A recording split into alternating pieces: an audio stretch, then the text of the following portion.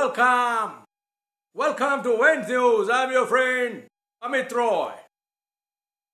Today I want to discuss and inform you about the Chinese Communist Party Congress and Xi Jinping and about its fate. Now, question is, I was reading his speech, and I found him a little bit shaky.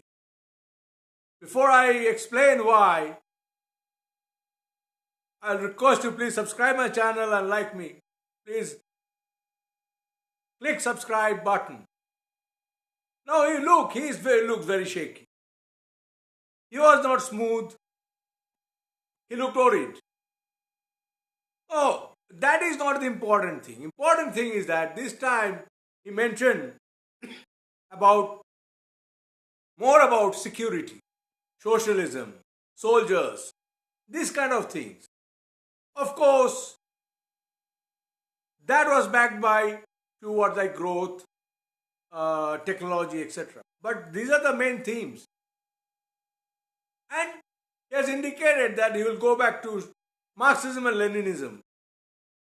And he has also emphasized that democratic socialism, etc.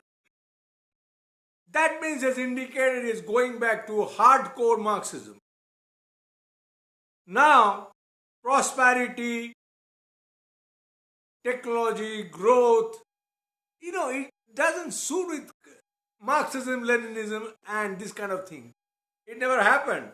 He promised prosperity to his people.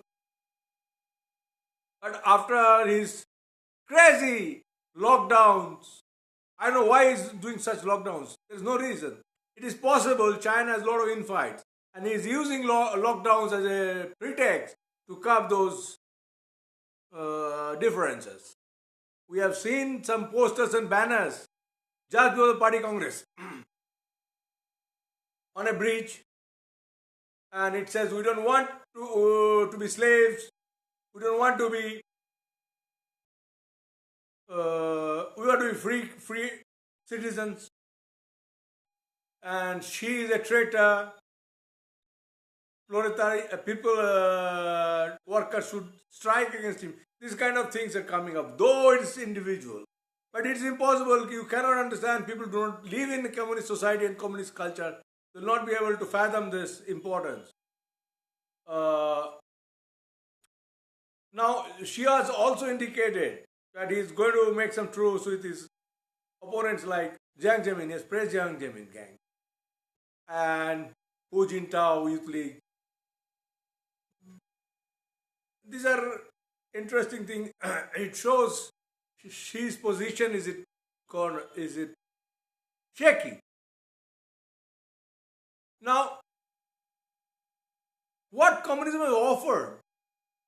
Who has appointed them to rule China? Do they make any election? They don't make any election, multi-party election. Who opposes them? Nobody. So he writes constitution, he writes things, he plays Mao. Mao was a picture of disaster. Mao was a pure evil. Now, whatever he did, that turned into blunder. He talked about constant revolution. And that thought itself is a maniac thought. And with that, he kept on purging his opponents constantly. Plus, I am not going to his personal behavior and personal character right now. Look, the prosperity came from Deng. Deng was also a bad man.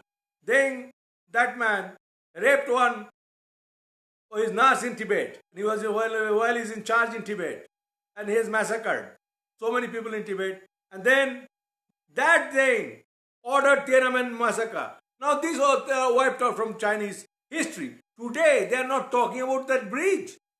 Every reference is wiped out from Weibo and other places. So,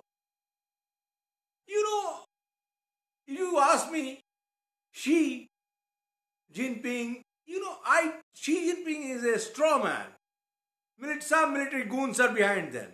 And that's how communism works. Democratic socialism is nothing. There's no democracy involved. There are a few group of powerful thugs. They run the country with, like Jian Jamin, you see, who mastered organ trade with his personal guards and personal henchmen.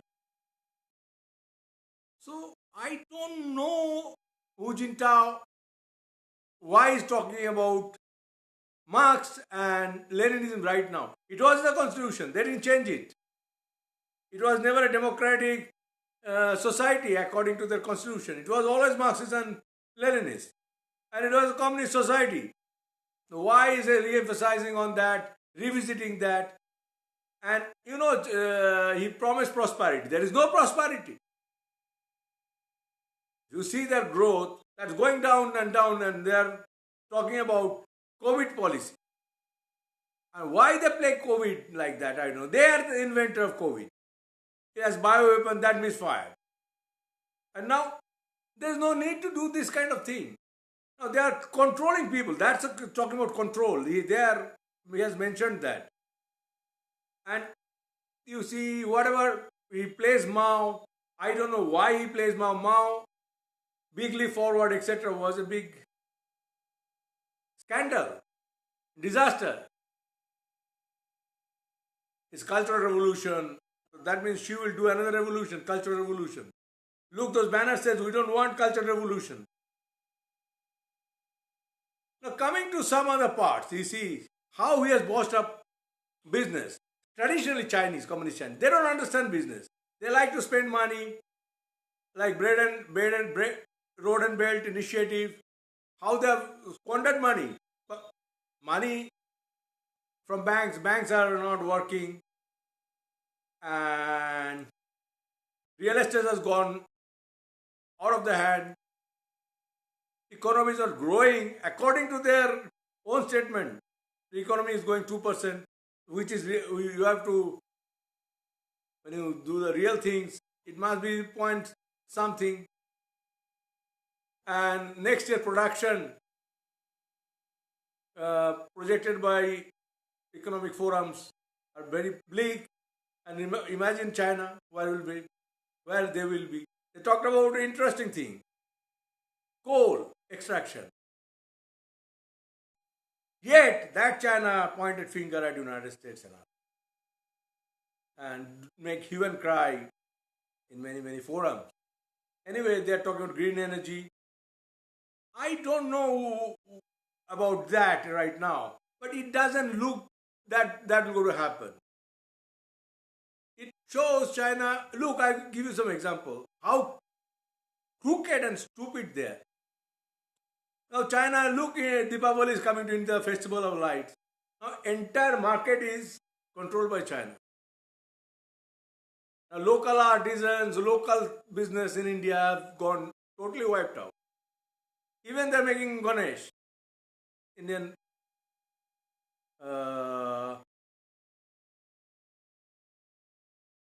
elephant-headed god, which is important for that ceremony, light ceremony.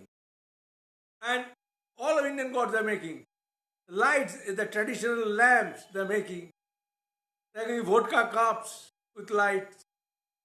Now how they're doing so cheap? They are giving a discounted price. That price is laundered in Indian economy. You see, and given to the terrorist gangs and communist parties. For example, $1. I'm giving an example, $1 is a manufacturing cost. China subsidized that with maybe 10 cents. The price remains $1. So they are giving their stooges in India with 10 cents. As you know, they can encash that because they cannot sometimes pay the direct money to these communist parties. So this money is coming like that. They also give this thing, this is also Russian style. Funding others with a subsidized thing. So these are the constant threat for other economies. They want to screw other economies. They don't believe in free trade. Plus intellectual property threat and so on. Now coming to Xi. Xi is, I think, is a kind of hostage I don't know how long she will live. And there was 10 days disappearance. Whether she's software is updated by PLA generals, I don't know. She is a weak man. She is not the real man. There are people in behind him. Those who are singing this kind of songs right now of Marxism and others. But I want to tell you, communism is terrorism. She is just a, face. But real problem is communism. And communist expansionism. Export of communism. Communist terror. So these are things. They will be more aggressive if she remains in power. Now talking about Taiwan, look, his face was rubbed with black ink in Taiwan. I don't know. This when General is sacked, he came back to the power again. Things looks pretty bleak in China. And he's rubbing shoulder with Putin. And that is also is not proving useful. I think China is in under tight corner. And trying to prevent all the roads that would make CCP collapse. Thank you very much for patient hearing. Please subscribe me and like me and subscribe my channel. Thank you very much.